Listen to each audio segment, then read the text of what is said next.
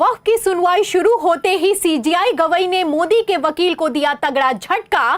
कपिल सिब्बल की जबरदस्त दलीलों ने सबकी बोलती बंद कर दी। आपको बता दें कि जैसे ही सुनवाई शुरू हुई, सीजेआई गवई ने आओ देखा ना ताओ और सख्त होते हुए कह दिया कि संजीव खन्ना के ऑर्डर के हिसाब से ही चलेंगे। फिर क्या था, पूरे कोर्ट रूम में सन्नाटा पसर गया। तो क्या अब पूर्व सीजेआई की अंतरिम रोक के बाद सुप्रीम कोर्ट से वक्फ कानून कैंसिल होगा? क्या सीजेआई गवई ने मुस्लिम पक्ष को राहत देते हुए वक्फ कैंसिल करने का इशारा कर दिया है? क्या हुआ है सुप्रीम कोर्ट में, एक एक करके आपको बताएंगे। और आखिर क्यों तुषार मेहता गिड़गिड़ाते रहे और सीजेआई गवई नहीं माने, उस पर भी आएंगे। लेकिन खबर में सबसे पहले आप बिग ब्रेकिंग देखिए। आप लाइव लॉ की खबर में देख सकते हैं कि किस तरीके से जैसे ही वक्फ पर सुनवाई शुरू हुई है, सुप्रीम कोर्ट में हंगामा खड़ा हो गया है। आपको बता दें 15 मई की सुनवाई टल गई थी और इस सुनवाई के बाद 20 मई की तारीख को मुकर्रर किया गया था। और आज सीजेआई गवई समेत जस्टिस एजी मसीह ने जैसे ही कमान संभाली है, मोदी सरकार के वकील की बोलती बंद हो गई है। आपको बता दें वक्फ मसले पर सुनवाई शुरू होते ही वरिष्ठ वकील कपिल सिब्बल खड़े हुए और उन्होंने साफ कह दिया कि जो 3 आदेश हैं जिस पर केंद्र सरकार अंतरिम राहत चाहती है, पहले उस पर ही चर्चा कर लेते हैं। आपको बता दें कि सुप्रीम कोर्ट की तरफ से पूर्व सीजेआई खन्ना ने जब अंतरिम रोक लगाई थी वक्फ कानून पर, तो 3 आदेश पारित किए थे। अब इन्हीं 3 आदेशों पर अंतरिम रोक हटाने के लिए केंद्र सरकार अड़ गई है। मोदी सरकार की तरफ से एक तरफ जहां हलफनामा दाखिल किया गया है, वहीं दूसरी तरफ आज सुप्रीम कोर्ट में उन्हीं 3 आदेशों पर सुनवाई शुरू हो चुकी है। आपको बता दें अगर उन 3 आदेशों की बात की जाए तो वो भी मैं आपको फटाफट से बता देती हूं। भास्कर की खबर में आप देख भी सकते हैं, इसमें लिखा हुआ है कि सुप्रीम कोर्ट की 3 बड़ी बातें।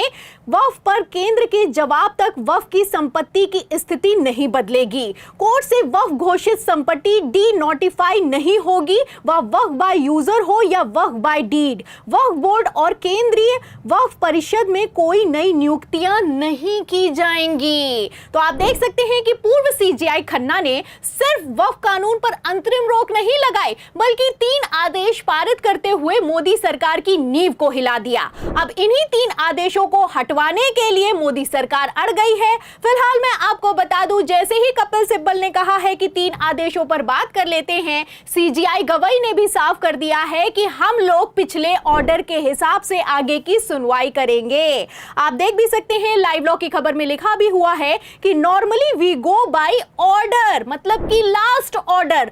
आपको बता दें जब 15 मई को सुनवाई हुई थी, तब भी सीजेआई गवई ने कह दिया था कि we will go by last order, और आज भी सीजेआई गवई वही दोहराते हुए नजर आ रहे हैं। तो लास्ट ऑर्डर तो आप जानते हैं, लास्ट ऑर्डर में कैसे पूर्व सीजेआई खन्ना ने कमान संभाली और मोदी सरकार के वक्फ कानून को एक झटके में कैंसिल करते हुए अंतरिम रोक लगा दी, ये किसी से छुपा हुआ नहीं है। फिलहाल एक तरफ जहां पूर्व सीजेआई खन्ना ने सख्त तेवर दिखाए हैं, वहीं दूसरी तरफ सीजेआई गवई भी अब सुनने वाले नहीं हैं, क्योंकि यहां पर मैं आपको बता दूं कि जैसे ही सुनवाई शुरू हुई है, तीखी बहस शुरू हो गई है। तुषार मेहता और कपिल सिब्बल की बहस के बीच सीजेआई गवई भी लगातार बोल रहे हैं। तस्वीरें आप देख सकते हैं, खबर मैं आपको दिखा देती हूं। खबर आप देखिए एबीपी की, इसमें लिखा भी हुआ है कि वक्फ बाय यूजर नियुक्ति और संपत्ति की पहचान। सुनवाई शुरू होते ही एसजी मेहता और सिब्बल में छिड़ी तगड़ी बहस। तो तगड़ी बहस चल रही है और इस तगड़ी बहस के बीच कपिल सिब्बल ने मौके पर चौका मारा है। आपको बता दें कपिल सिब्बल ने साफ साफ कह दिया है कि केंद्र सरकार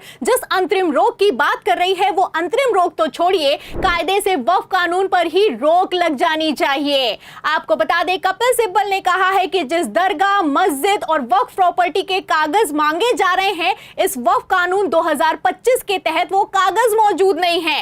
ये लोग पूछ रहे हैं कि वक्फ को किसने बनाया, वक्फ किसने बनाया, ये भी किसी को पता नहीं है, क्योंकि वक्फ जो बनाया गया है और ये जो वक्फ प्रॉपर्टी एक्वायर की गई है, ये 200 साल पहले की गई है, 300 साल पहले की गई है, 500 साल पहले की गई है। अब ऐसे हालातों में कागज कहां से आएंगे?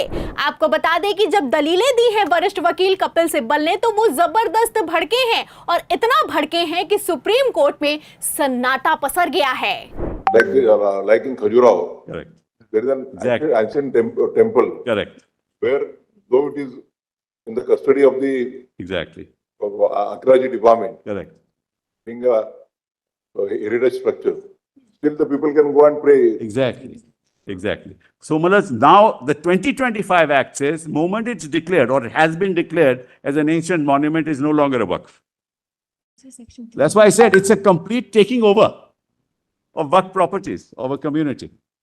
Complete takeover, including ownership.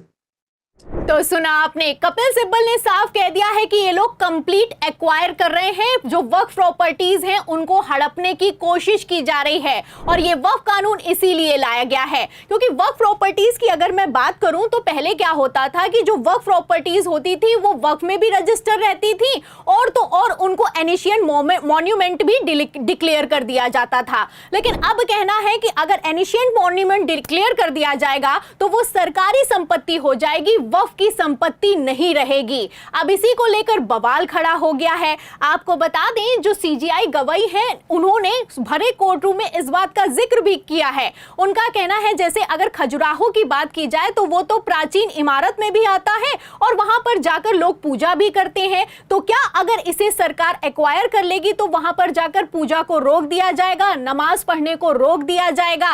अब यहीं पर पेच फंस गया है क्योंकि मैं आपको बता दूं, अगर सरकार एक्वायर कर लेगी तो वक्फ के जितने भी कामकाज हैं उन पर तत्काल प्रभाव से रोक लगा दी जाएगी।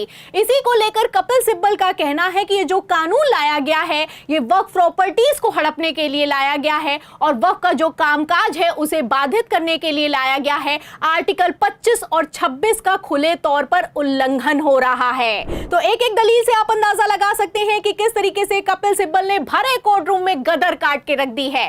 फिलहाल मैं आपको बता दूं कि जो तुषार मेहता है उनकी हालत खराब हो रही है। पिछली बार भी जब 15 मई को सुनवाई हुई थी तब भी तुषार मेहता भारी टेंशन में दिखाई दिए और उन्होंने साफ कह दिया कि इस सुनवाई को पहले तो टाल दिया जाए और दूसरा, माय लॉर्ड, मैं आपसे विनती करता हूं कि इस सुनवाई को लाइव स्ट्रीमिंग में ना दिखाया जाए।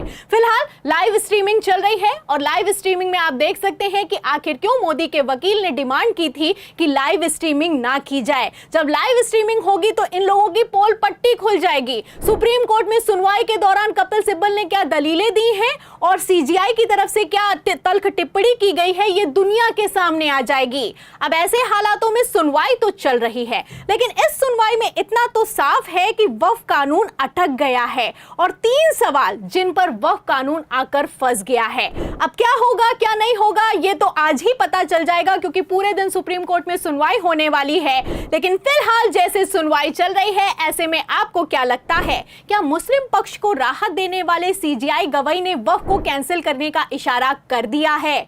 इस सवाल के जवाब में इस पूरी रिपोर्ट पर आप जो भी सोचते हैं हमें कमेंट बॉक्स में जरूर लिखें। वीडियो को ज्यादा से ज्यादा शेयर करें, हमारे चैनल को लाइक करें, सब्सक्राइब करें, ज्वाइन करें। फिर मिलते हैं अगली खबर के साथ, तब तक के लिए धन्यवाद।